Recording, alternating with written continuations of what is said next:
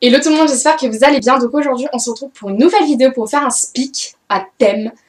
Puisqu'aujourd'hui j'ai décidé de vous parler sur un thème bien particulier. Puisque voilà, la dernière fois je vous ai fait une vidéo, enfin la dernière fois il y a un petit moment, je vous ai fait une vidéo speak en fait où je parlais un petit peu de tout et de rien. Et là j'ai décidé de faire un speak à thème, donc c'est-à-dire que je vais parler sur un thème précis. Et aujourd'hui je vais parler sur des situations de mal-être, c'est-à-dire qu'on a toujours eu un moment de dépression, un moment de mal-être. Par différentes situations moi-même. J'ai eu des moments de mal-être, donc j'ai décidé de vous donner 6 conseils qui vont se rejoindre dans tous les cas. Et voilà, j'ai décidé de vous donner les conseils qui ont plus ou moins marché sur moi, que je donne parce que ça me fait plaisir de partager ça avec vous. Parce que tout le monde va avoir au moins un coup de mou dans sa vie et ça va pas être très joyeux. Donc voilà, c'est pour ça que j'ai décidé de parler de ça aujourd'hui. Donc on va commencer par le premier conseil qui est faire le pour et le contre de sa situation. Donc pourquoi? Puisque ça va nous servir à faire à mon deuxième conseil, donc faire ses propres décisions.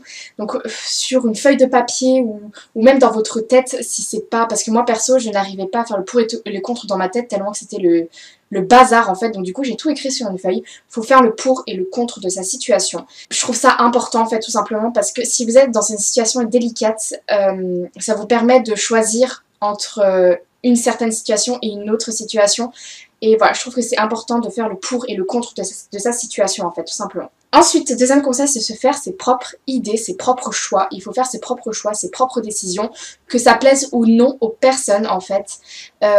Il y a un certain âge où il faut maintenant faire ses propres choix.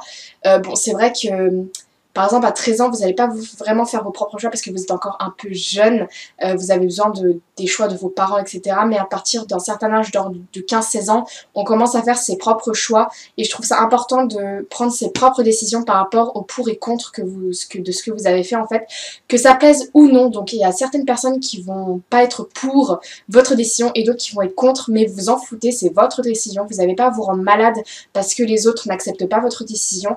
Voilà, vous êtes assez grand et de toute façon, si vous faites une erreur, ça peut que vous aider à avancer.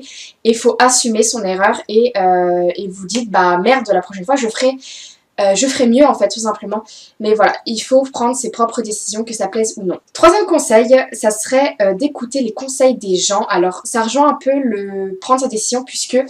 quand vous prenez votre propre décision, essayez de ne pas vous faire influencer par ce que les gens vous ont dit en fait. Essayez de ne pas être influencé en fait, comme je dis, faites le pour et le contre de ce que les gens vous disent.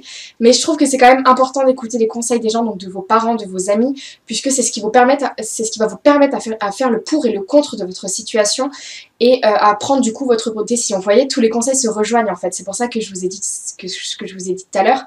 Mais je trouve ça quand même important, malgré que les parents, quand ils vont vous donner des conseils, ils vont plus être dans le jugement. Pourquoi? Alors ça a tendance à énerver certaines personnes, enfin en tout cas tous les ados, ça les énerve. Vous savez pourquoi? Puisqu'en fait, les parents sont dans le jugement. Pourquoi? Parce qu'ils essaient de vous protéger. Ils vous surprotègent, c'est normal, vous êtes leurs enfants. Si vous étiez pareil, vous auriez été pareil avec vos enfants. Donc essayez de comprendre ça un petit peu. C'est vrai que c'est pas très sympa quand vos parents jugent un peu la situation dont vous êtes. En plus, vous êtes mal, donc vous n'avez pas besoin qu'on vous rejuge, enfin vous voyez, ou qu'on juge votre situation. Donc ça peut être des personnes comme plein de choses d'ailleurs.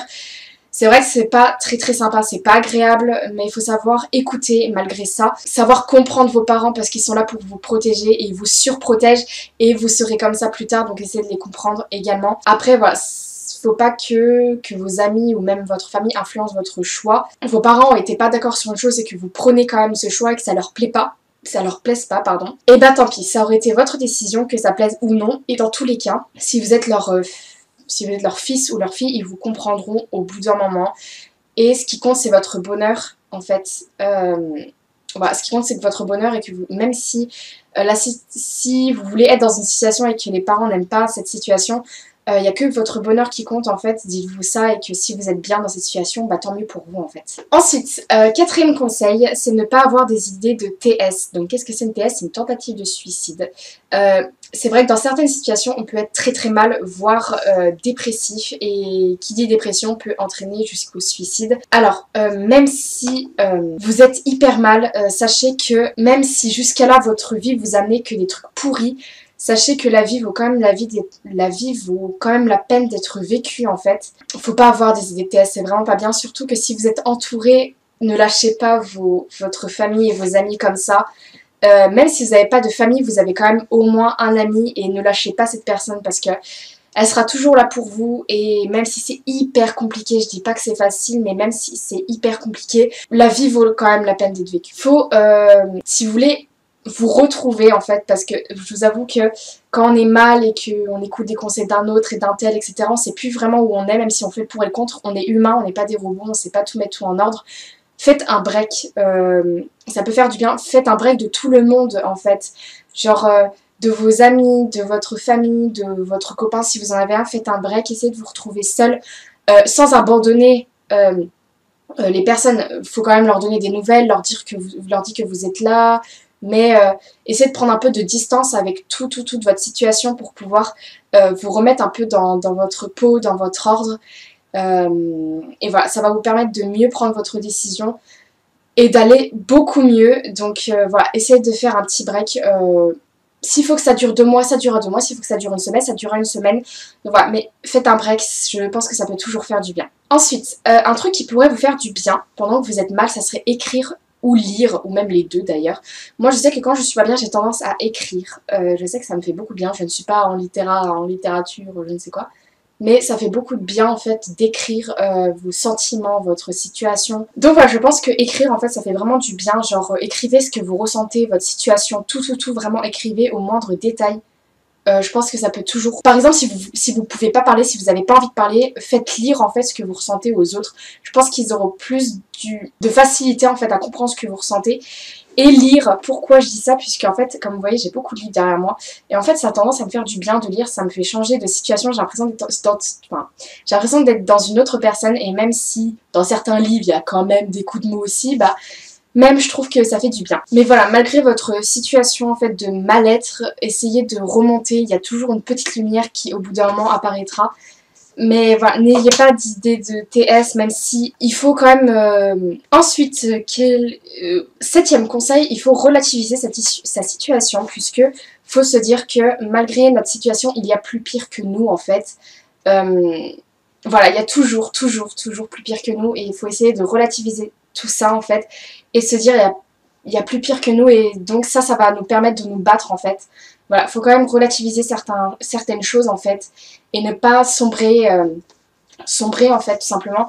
Mais voilà, faut quand même relativiser sa situation tout simplement. Ensuite, essayez de parler. Donc je sais que c'est pas si simple pour tout le monde. Même si vous voulez pas parler à votre famille, essayez de parler à un psychologue. Je sais que ça fait du bien en fait de parler à un psychologue parce que vous parlez à un inconnu. Il ne sera pas là pour juger, il ne sera pas là en tant que parent, il ne sera pas là en tant qu'ami, il sera là en tant qu'inconnu et il va faire le pour et le contre en fait tout simplement. Il va pas prendre la décision à votre place mais voilà, il faut se dire que ça doit faire hyper du bien ça fait du bien de parler à un psychologue. Donc si vous voulez pas parler à votre famille par peur de jugement ou qui vous influence sur votre décision, bah parler à un psychologue en fait. Bon c'est vrai que c'est cher, c'est vrai que c'est pas donné à tout le monde mais une fois de temps en temps je pense que ça peut faire énormément de bien.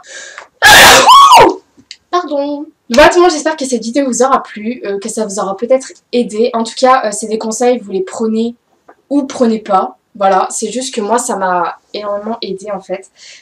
Donc voilà, puisque tout le monde rencontrera des moments de difficulté dans sa vie, des coups de mou, que ce soit en situation d'amour, d'amitié, de travail, d'école, etc. Donc voilà, n'hésitez pas d'ailleurs en commentaire ou même sur Instagram ou Facebook de me faire signaler si vous voulez que j'aborde un thème particulier du genre l'amour, la sexualité, l'harcèlement, je sais pas, un sujet qui pourrait vous intéresser, que vous aimeriez entendre. Moi voilà, après je suis pas une scientifique, je donne juste mes expériences entre parenthèses et ce que je ressens vis-à-vis de ça, sans juger, etc. Donc voilà, donc en attendant une prochaine vidéo, je vous fais plein de gros bisous. Et à ciao pour une nouvelle vidéo, bye!